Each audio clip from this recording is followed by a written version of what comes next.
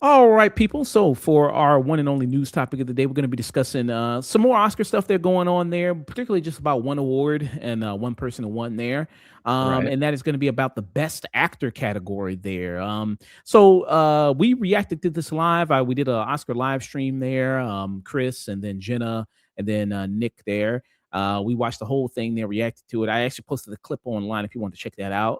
It's on Instagram, the Afternoon Tune, TikTok, and everything like that of us reacting to the winner of the best actor, who ended up being Michael B. Jordan there. It's kind of funny also because we're all delayed. Like, I'm the first person who reacted to it. Then like 2 business days later, then Nick and Jenna reacted to it. Then Chris, he was the very last one. It took him a whole week to 7 business days. Yeah, I saw this clip and it's very funny just seeing like how staggered the responses are to everything. Yeah. But yeah, we were excited. I wasn't kind of, expecting it. Honestly, I thought it was maybe going to be Timothée Chalamet was going to win it. Were you surprised when Michael B. Jordan won? Not really. I thought he was going to win, but he deserved it, and I'm happy for him. But not really surprised. I thought it was either going to be him or Timothée Chalamet, and I just thought Michael B. Jordan had it more locked in than Timothy did. Interesting. Okay, and I know coming into it, that Timothy seemed like to be the heavy favorite. I think coming into the category. So for Best Actor, it was Timothée Chalamet for his role in Marty Supreme, Michael B. Jordan for Sinners, Wagner Moura for The Secret Agent, and then you also have Ethan Hawke for Blue Moon. And I just watched Blue Moon today because I wanted to get assessment of his performance before I commented on all the categories there. Also, I forgot about Leonardo DiCaprio, and you had Leonardo DiCaprio for One Battle After Another. And I just wanted to watch Blue Moon because that's the only one of the performances I hadn't seen. I watched that today. If I had to really personally vote myself, I probably more would have gone with Wagner Moura in The Secret Agent. I thought he was really great in that movie. But I'm not mad at Michael B. Jordan winning, and I think he deserved to win there. I know that, and I bring up this news topic because it seems like the conversation around Michael B. Jordan winning is that he was undeserved to win. He's the most undeserving actor to win in 20 years or 10 years as a best actor. And the fact that it's more also framed as Timothée Chalamet, it was his, but he lost it because, of the things he said about the whole ballet stuff and opera stuff, all that. That was also framed as that. Which, listen, I don't think any of his comments had anything to do with him losing it. I don't think any of the comments he said about opera or ballet. Completely agree.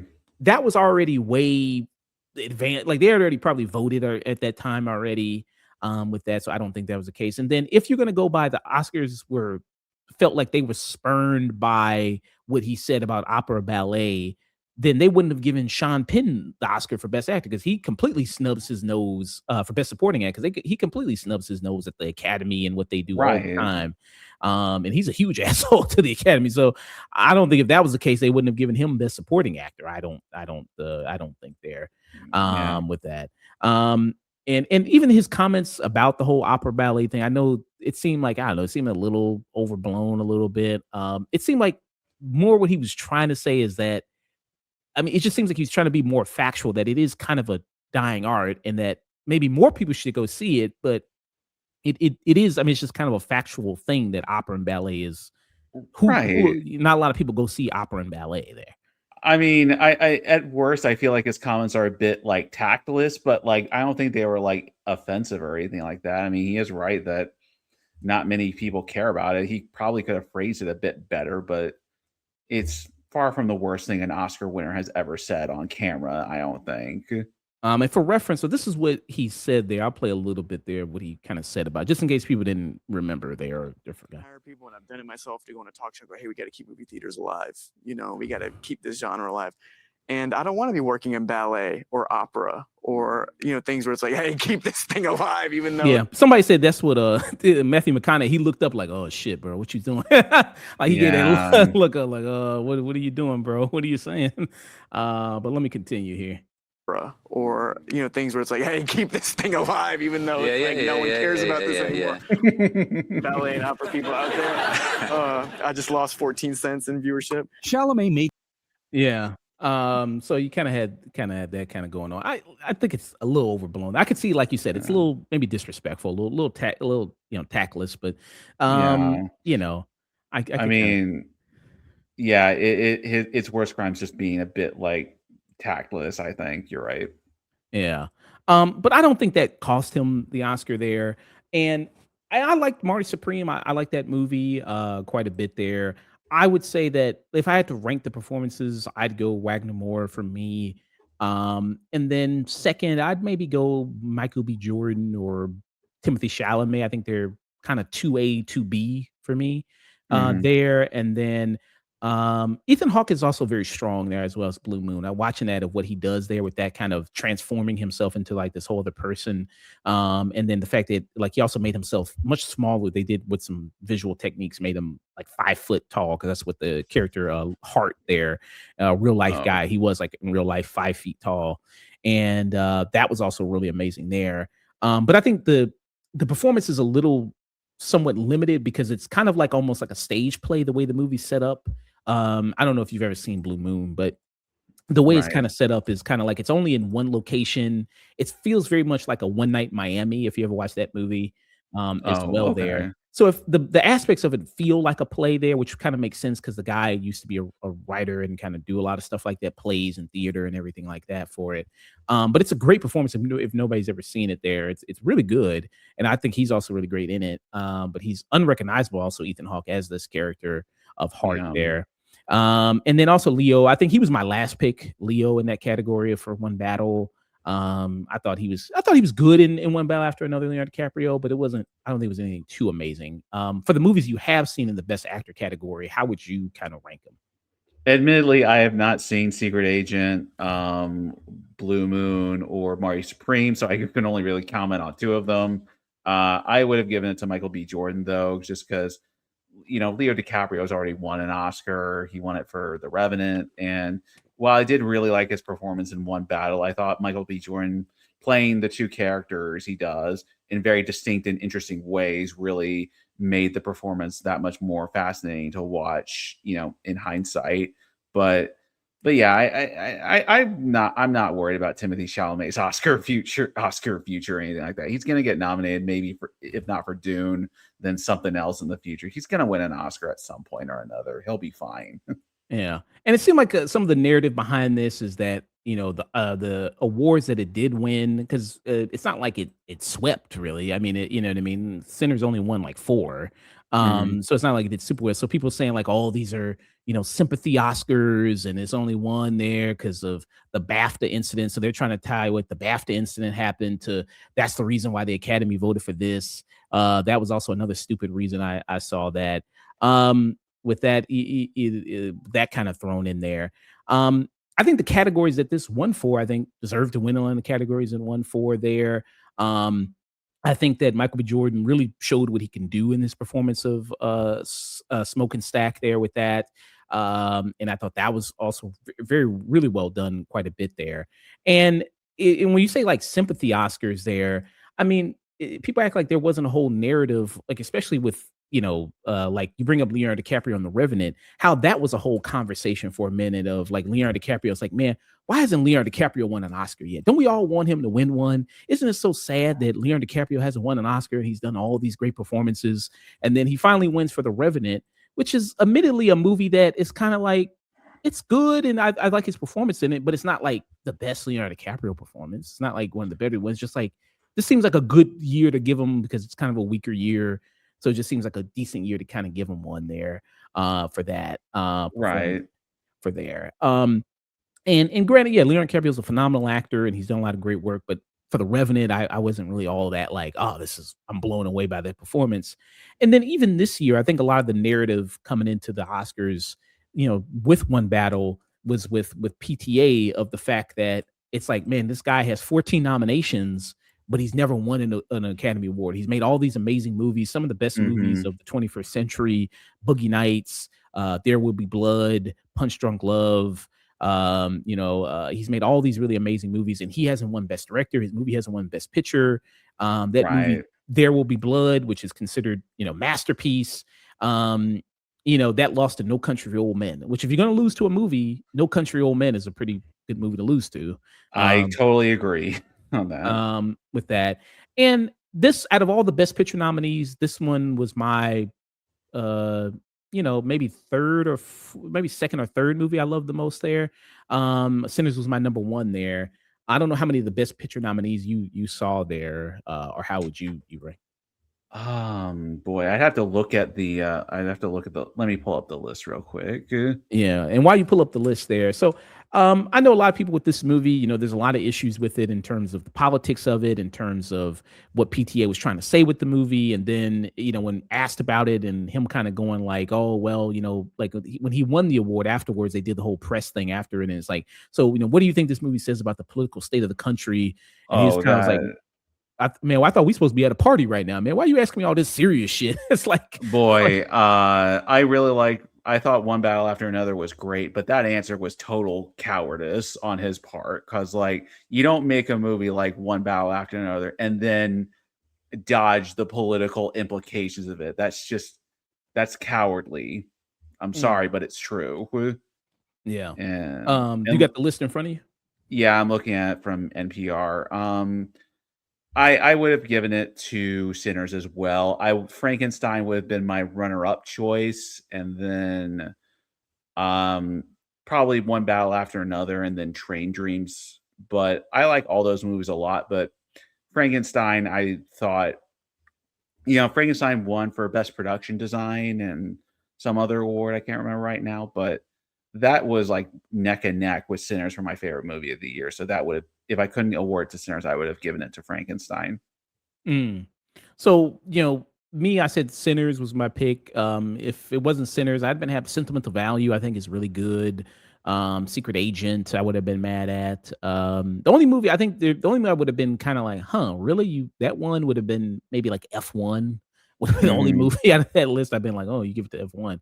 So One Battle, I don't think was the worst Best Picture winner to win. I think there's other ones in that category that would have been worse. Like F1 would have been way worse for it to win. Well, F1 was sort of like the token we got to nominate a blockbuster kind of award. Yeah. And I guess they didn't want to give it to Superman or anything like that. But that was like a really, really guys nomination. Yeah. And so yeah, and people, and it's fine if you don't like Sinners as a movie there. People go like, man, I don't understand why it was nominated so much and everything like that. Like that's fine if you don't like it. But yeah, I mean, think about all the other performances, like recent memory, to say like his is the most undeserving when just a few years ago you had Brendan Fraser. And listen, I like Brendan Fraser. Mhm. And I think that was a lot of like, don't we all like Brendan Fraser? And isn't kind of it cool that it's like a cool comeback story with him, and he's coming back to Right. Hollywood, and The Whale, and I do not like The Whale. I think The Whale is pretty bad. And yeah, and I do not like that movie there. How did you feel about The Whale? I liked it well enough. I definitely think it fits into the whole this feels like a play more than a movie kind of thing. But my big issue with it is just it's so depressing the entire way through. And I get that's the point, but like, man, Darren Aronofsky needs to make movies that aren't just so relentlessly bleak and depressing all the time. Because, geez, Yeah. I mean, my problem isn't really that it's kind of depressed. It's just like you say, it feels like a play, but in all the bad feels of a play there. And I know it's based on a play, but it just feels so like, here's my big dramatic monologue, and here's my big hmm dramatic monologue, and then it feels like just so like that in all the negative aspects of it.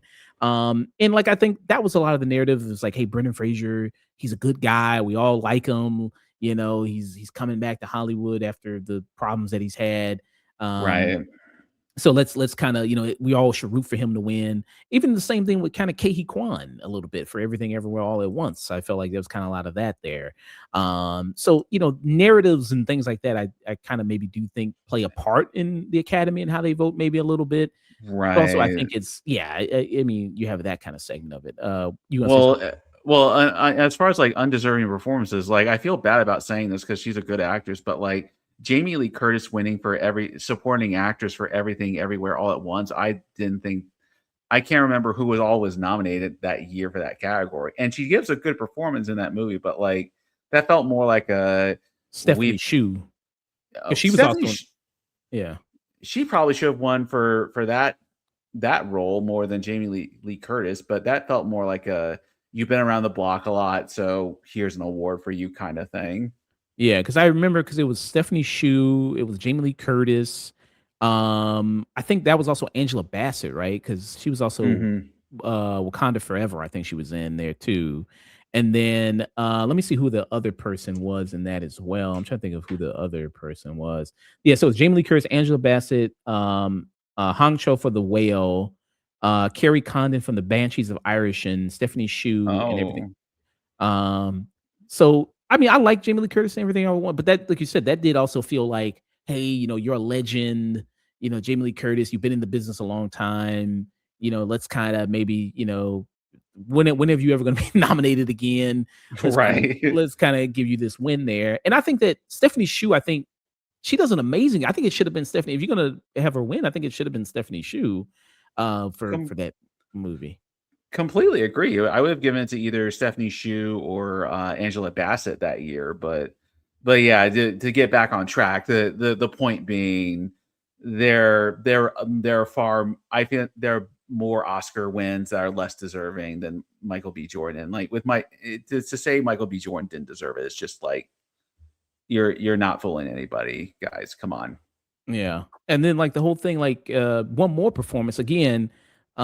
This was also another like this movie being nominated and awarded and it winning.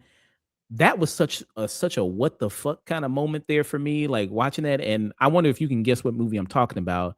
From this Uh year? no, it wasn't from this year. It was a movie that came out there about several years ago. It was a musical biopic. Um I know exactly what you're talking about. It's Bohemian Rhapsody. Bohemian Rhapsody. And I mean, Rami Malek, who I like Rami Malek. I think Rami Malek's good. And if you see Mr. Robot, I think he's fantastic in that. But this being nominated, this was also Best Picture, this was nominated for. I This was know. also Best Actor. It was Best Editing, and it won Best Editing. And somebody showed a scene from this movie with editing, and this shit was terrible. I was like, what Yeah, the fuck? the editing is atrocious in this movie. Like that, yeah, that's a whole other conversation. But yeah, this is one of the nominations. I thought this movie got over nominated to hell and back. And I'm like you, I like Rami Malek, but this probably is not his best performance. It's like a mid-tier Rami Malek performance to me.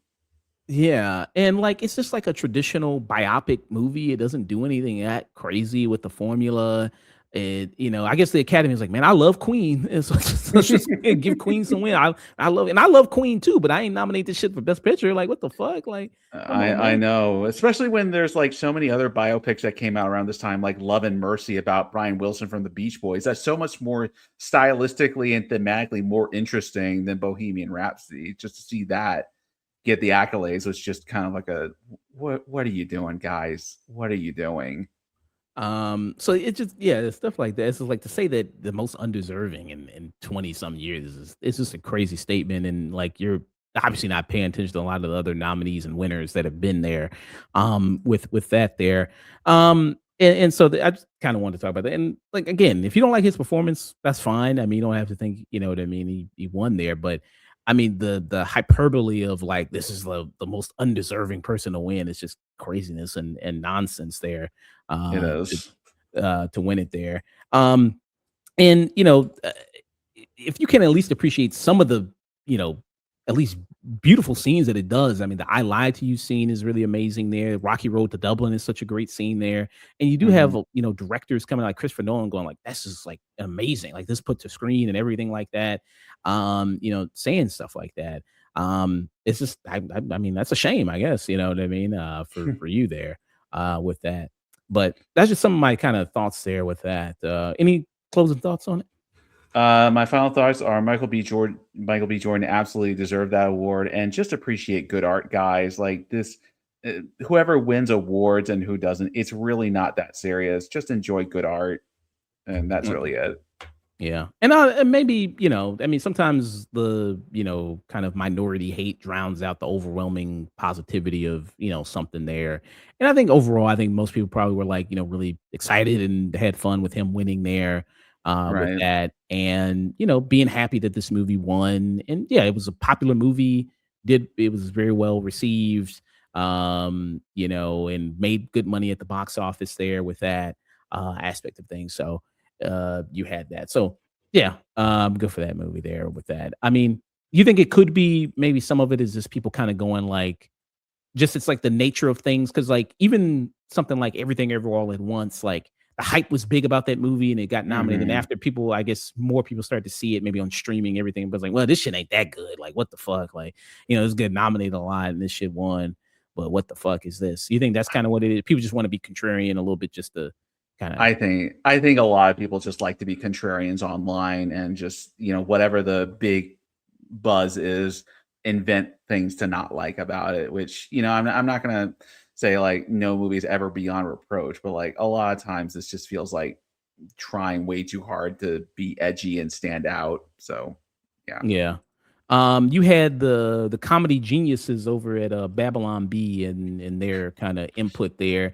Oh Um, boy, the geniuses of Babylon B. What do they have to say about this? and then so this is was there in Babylon B. If people don't know, it's kind of like the Onion where they do like joke news headline titles and everything like that, satire.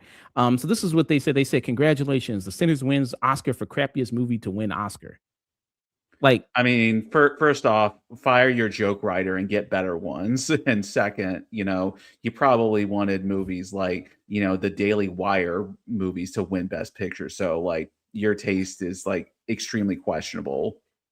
yeah, it's just kind of like, I mean, that's not even a good, well written. Like, okay, the bad thing wins best bad thing award.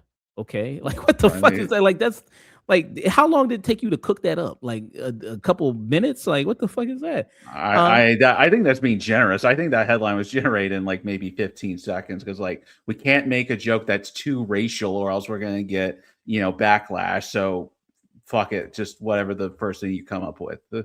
Now, compared to something like The Onion, so this is an Onion one right here. So it says live action short winner celebrates by taking Oscar to In and Out Shift. Okay, that's good. You see, like that's crafts a good narrative, a good joke, and everything like that. That's kind of good there with that. See Yeah. that kind of works a little bit there. And people even saying like mentioning In and Out, like Michael B. Jordan went to In and Out, and then people were saying that, man, look at him trying to pretend to be the common man by going to In and Out. You know what I mean? And trying to eat a burger like he thinks he's a normal guy. It's like, but that's what Oscar winners do. They go to Paul Giamatti did that. He went to In and Out. Right. A- Like that's and pretend to be the everyman. Michael B. Jordan is like the most everyday man winner in like recent Oscar history. The guy is like the biggest weeb imaginable and is talking about Fate Stay Night on like Instagram recently. Like, what more do you want? yeah. Yeah. So yeah, he goes in and he's been in the business a long. He's been in since he was a kid. He's been there. Like people show footage of like The Sopranos he was in, The Wire, all these things that he was a kid. Friday Night Lights. He was on. Yeah, Friday Night Lights there. Now I don't know how you'd be able to eat it with all those people in front of your face. I don't know how that's. I mean, I would not feel comfortable doing that. But yeah. Do you got In and Out where you are? Yeah, we got a couple In and Out burgers. They're good. Yeah, if I won an Oscar, I'd probably go get, I don't know, like a Subway sandwich or something like that. Subway. Come on, man. Subway. Yeah, I know. Like we need better sandwich shops where I live, but some kind of good sandwich shop. Yeah, I like the burgers In and Out. And In and Out's pretty cheap. Also, the burgers are pretty cheap, but the fries, I don't like the fries. I think the fries kind of not that good. But somebody says I gotta have them a particular way, like animal style. I Oh guess yeah. that's why I got. The fries are okay. There's I like In and Out burger, but it's just not my favorite fast food in the world, but it's still good. Yeah, Culver's is better. If they had, I'll go to a Culver's. But I know they don't have that in L.A. And like if you win, like I couldn't go to Culver's or something like that. I think they got better burgers. Maybe that's the Midwest in me, I guess. Yeah, Uh, that definitely sounds like it for sure. Yeah.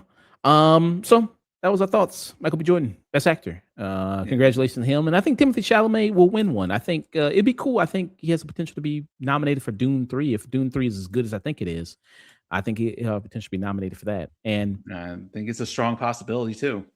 it seems like the Academy now is like more open to genre stuff, everything ever all at once, Sinners, Weapons, things like that, like more genre stuff there. Right. I think it's more kind of open to stuff like that. You think they'd come around to it earlier because Lord of the Rings: Return of the King won like 11 Oscars that year, but better late than never, I suppose.